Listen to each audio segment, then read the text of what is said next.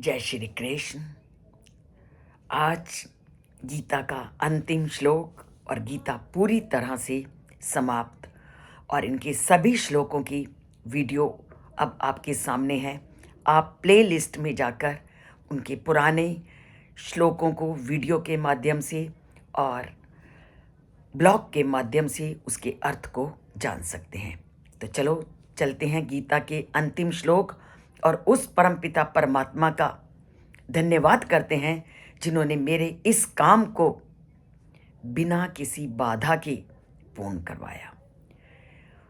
पूर्ण तो वो करवाते ही हैं जो भगवान में श्रद्धा और विश्वास रखते हैं और जो उनकी भक्ति करता है। और परमपिता परमात्मा ने कल कहा ही था कि सभी तपस्वियों में, सभी कर्म करने वालों में जो मेरा भक्त है वही योगी है। और योगी और कोई नहीं, केवल भक्ति भाव से उस परमपिता परमात्मा की आराधना करने वाला है। तभी उन्होंने क्या बोला आज के श्लोक में, योगी नाम अपि सर्वेशाम मद गतेन अंतर आत्मना श्रद्धावान भजते यो माम सा में युक्त तमो बता। कि योगी भी बहुत तरह के हैं, पर उन सभी योगियों में जिनका मन सदा मुझ में तल्लीन रहता है और जो श्रद्धा से मेरी भक्ति में लीन रहते हैं, मैं उनको ही सबसे श्रेष्ठ मानता हूँ। योगी बहुत सारे हैं, कोई कर्म योगी है, कोई भक्ति योगी है, कोई अष्टांग योगी है। तो योगियों में बहुत सारे लोग सम्मिलित हैं। तो इस श्लोक में उन्होंने चर्चा की योग की कौन सी पद्धति को उन्होंने सबसे श्रेष्ठ माना, भक्ति योग। भक्ति योग को उन्होंने अष्टांग योग और हठ योग से भी उत्तम और श्रेष्ठ माना, क्योंकि भक्ति भगवान की दिव्य शक्ति है। ये एक ऐसी शक्ति है जो भगवान को भी भक्त का दास बना देती है। इसलिए भागवत में क्या कहा गया है कि यद्यपि मैं स्वतंत्र हूं, फिर भी मैं अपने भगत का दास बन जाता हूं।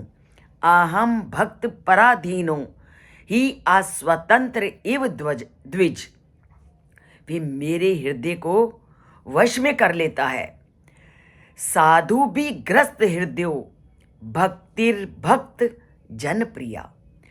क्योंकि भक्त में ऐसी शक्ति होती है जो मुझे अपनी ओर बरबस खींच लेती है। तो मेरे भक्त को क्या ही वर्णन किया जा सकता है, क्योंकि वो तो मुझको ही अपने वश में कर लेता है।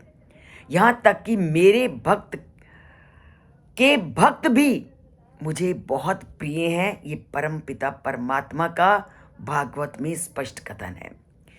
भक्त योगी दिव्य प्रेम की शक्ति से युक्त होता है और इसलिए भगवान का वो बहुत प्रिय होता है और इसलिए भगवान उसको सर्वश्रेष्ठ मानते हैं।